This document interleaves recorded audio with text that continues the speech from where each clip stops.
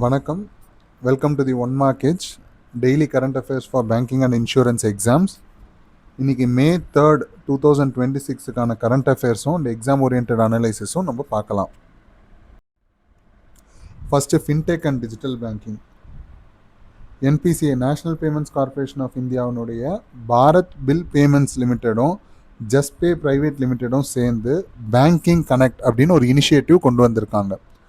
அவங்க ஒரு software development கிட்ட டெவலப் பண்ணி அது எதுக்காகன்னா நெட் பேங்கிங்னுடைய ஒர்க் ஃப்ளோவை ரொம்ப சீம்லெஸ்ஸாக கொண்டு போகணும், ஒரு டிஜிட்டல் பேமெண்ட் ஜேர்னியை இம்ப்ரூவ் பண்ணணும் அப்படின்றதுக்காக அந்த சாஃப்ட்வேர் டெவலப்மெண்ட் கிட்ட லான்ச் பண்ணியிருக்காங்க. அது ஃபுல் அண்ட் ஃபுல் இன்டர் ஆப்பரபிள் platform for seamless digital transactions. இதுக்காக என்பிசிஐயோட சேர்ந்து அதை லான்ச் பண்ணியிருக்காங்க. Next rural connectivity boost. ஒரிசாவில் பிஎம்ஜிஎஸ்ஒய் அதாவது பிஎம் கிராம் சதக் யோஜனா ஃபேஸ் 4 மத்திய அமைச்சர் சிவராஜ் சிங் சௌஹான் அவர்கள் லான்ச் பண்ணியிருக்காங்க. இதில் ரொம்ப முக்கியமான விஷயம் அந்த ஃபேஸ் 4 அப்படின்றது. இது கண்டிப்பாக கேட்கறதுக்கு சான்சஸ் நிறைய இருக்குது. இது எதுக்குன்னா ரூரல் கனெக்டிவிட்டியை ஒரிசாவில் இம்ப்ரூவ் பண்ணணும் அப்படின்றதுக்காக இந்த ப்ரோக்ராமை லான்ச் பண்ணியிருக்காங்க.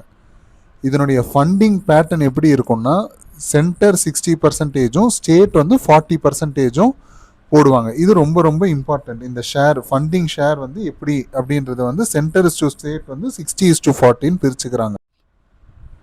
Next gender and development data.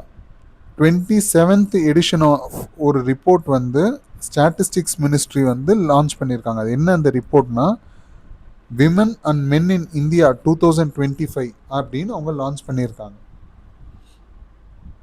இது எதுக்குன்னா national deliberative summit on data டெவலப்மெண்ட்னு ஒரு சம்மிட் புவனேஸ்வர் ஒரிசாவில் நடந்தது. அங்கே இந்த ரிப்போர்ட்டை லான்ச் பண்ணியிருக்காங்க.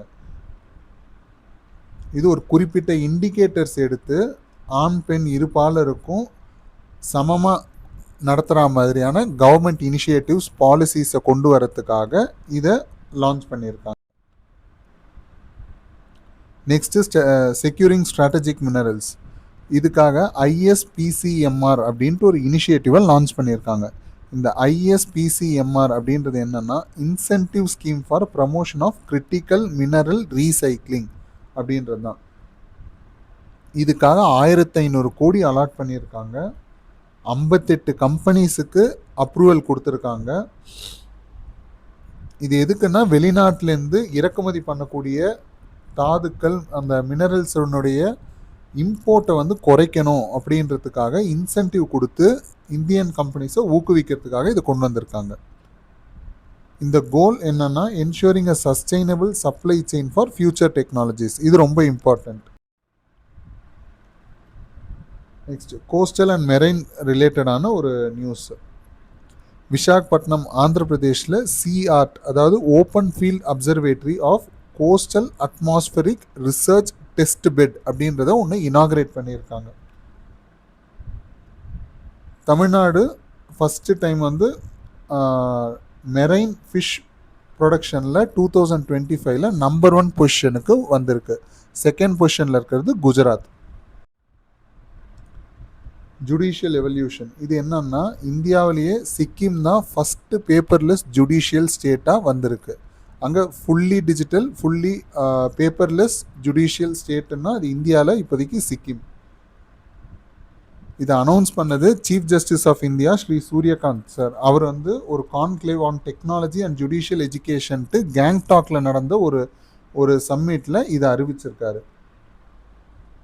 அதனுடைய தீம் என்னன்னா digital transformation for faster justice delivery அப்படின்ற தீமில் தான் அந்த கான்க்ளேவ் நடந்தது. அந்த கான்க்ளேவ்ல தான் சீஃப் ஜஸ்டிஸ் ஆஃப் இந்தியா இதை அறிவிச்சிருக்காரு. Global trader insights. USTR united states traders representative report 38th annual edition.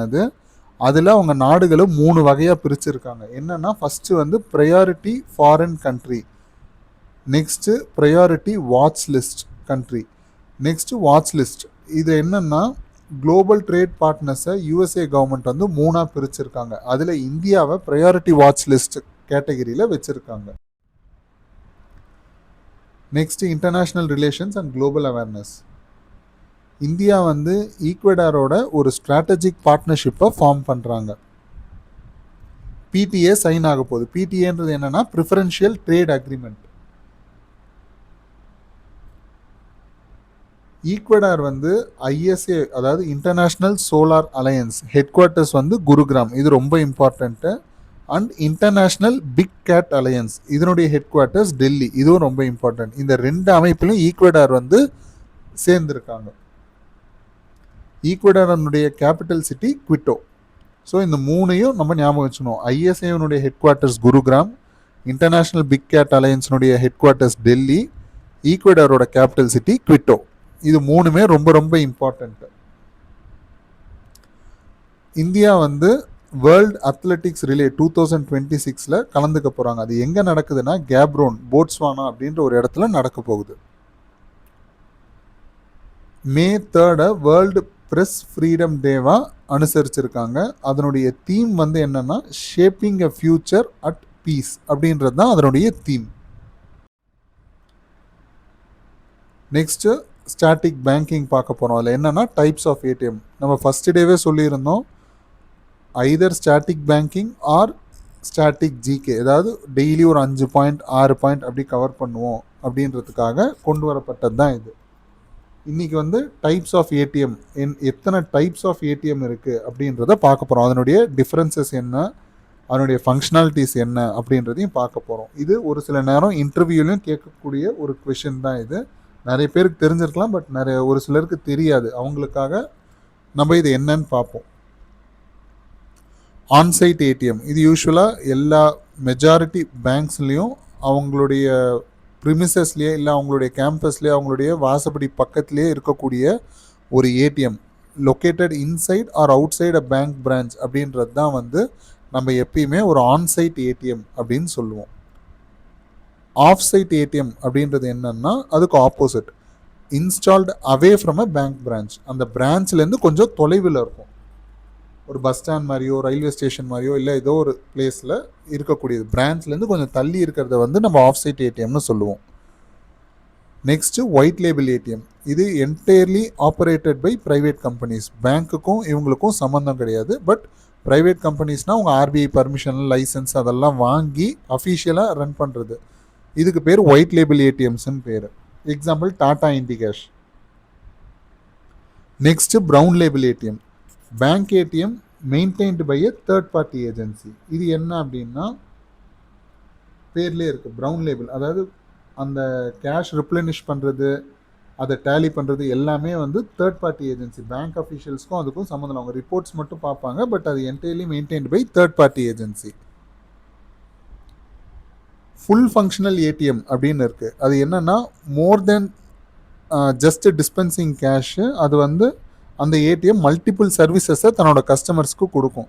Like cash withdrawal, fund transfers, அதை தாண்டி பேங்க் ஸ்பெசிஃபிக்காக இருக்கக்கூடிய ஒரு சில குட்டி குட்டி டாஸ்க், கேஒய்சி, அது எல்லாமே வந்து அந்த ஃபுல்லி ஃபங்க்ஷனல் ஏடிஎம்ஸில் அவைலபிளாக இருக்கும்.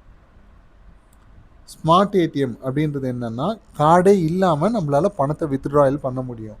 எக்ஸாம்பிளுக்கு கனரா பேங்க்கில் AI1 இருக்குது, எஸ்பிஐயில் யூனோன்ட்டு ஒரு ஆப் இருக்குது. அந்த ஆப்பில் நம்ம டீட்டெயில்ஸ் கொடுத்துட்டோம் அப்படின்னா, அந்த டீட்டெயில்ஸை அந்த ஸ்க்ரீனில் நம்ம கொடுத்தோம் அப்படின்னா கார்டே இல்லாமல் நம்மளால் போய் பணம் எடுக்க முடியும். அதுக்கு பேர் ஸ்மார்ட் ஏடிஎம்.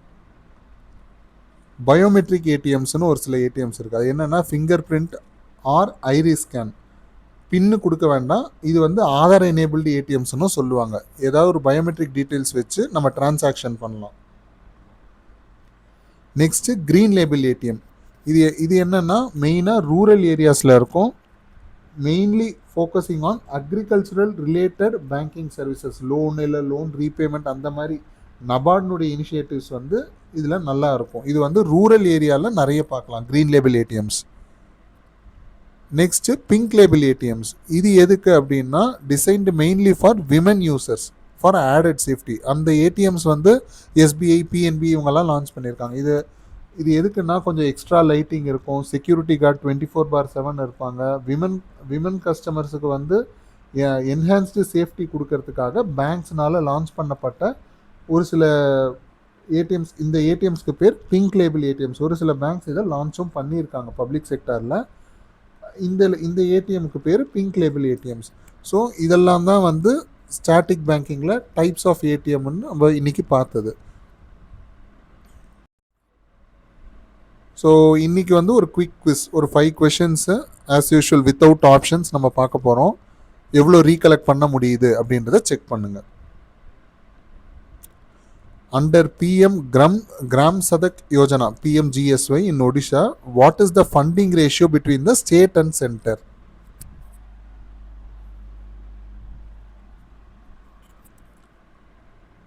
கரெக்டான answer 40:60. Which ministry released the report Women and Men in India 2025?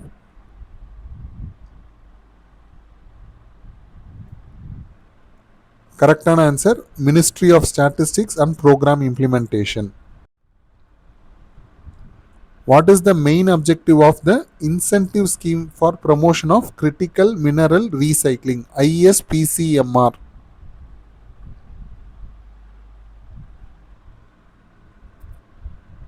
Reduce import dependence. வெளிநாட்டிலேருந்து இறக்குமதி பண்ணுறதை குறைக்கணுன்றதுக்காக தான் அந்த இன்சென்டிவ் கொடுத்து ஊக்குவிக்கிறாங்க. Which Indian state became India's first paperless judiciary?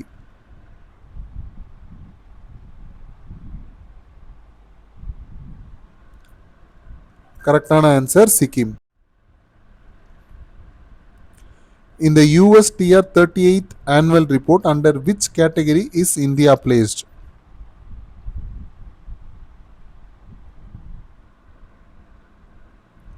கரெக்டான ஆன்சர் PWL, அதாவது ப்ரையாரிட்டி வாட்ச் லிஸ்ட்.